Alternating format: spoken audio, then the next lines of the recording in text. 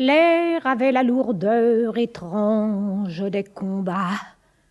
Dans tout le magasin, c'était le branle-bas, et les chefs de rayon se trouvaient à leur poste, debout, prêts à l'attaque, ainsi qu'à la riposte.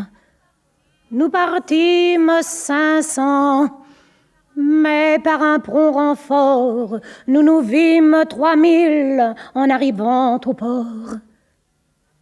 Pour gagner le comptoir où le satin scintille, et là que j'en ai vu courir de jeunes filles, tandis que je fouillais parmi ces enragés, j'aperçus brusquement une robe empongée.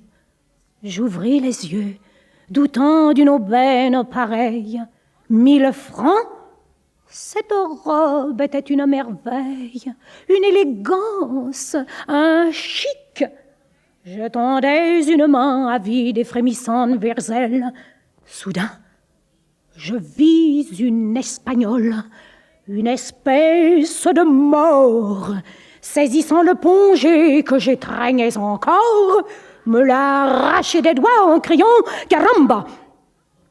Le geste fut si prompt que la robe tomba et que je m'en fus choir 3 mètres en arrière.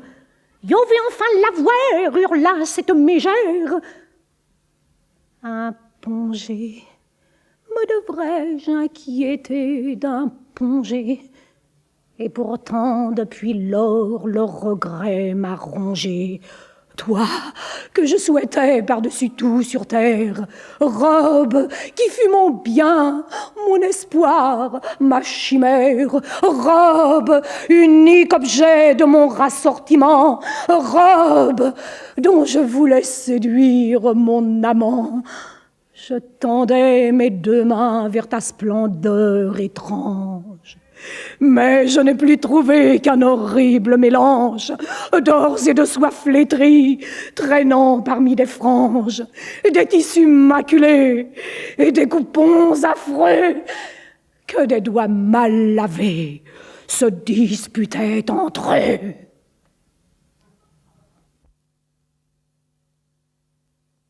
Quand mon cœur a battu plus vite, il y avait un garçon qui passait. Oh, il était beau. Je l'ai vu tout de suite. Il sentait bon, mais sans excès. Je me disais, faut-il que je l'appelle?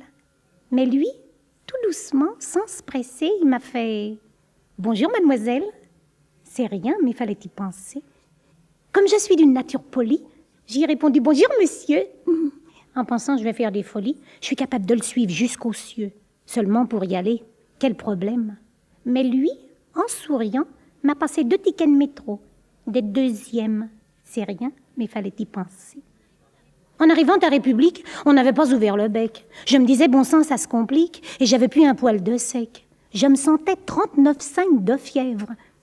Alors, sans doute pour m'apaiser, il m'a embrassé sur la lèvre.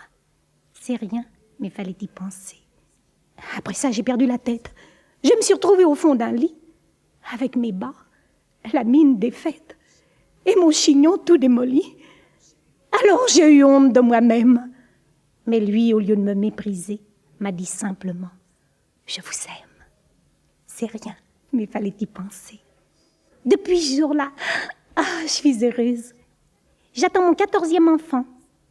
Son père est d'une race généreuse, mais il ne parle pas souvent. Pourtant, hier, avec un peu de gêne, il m'a dit avant de m'embrasser « On va se marier la semaine prochaine ». C'est rien, mais fallait y penser.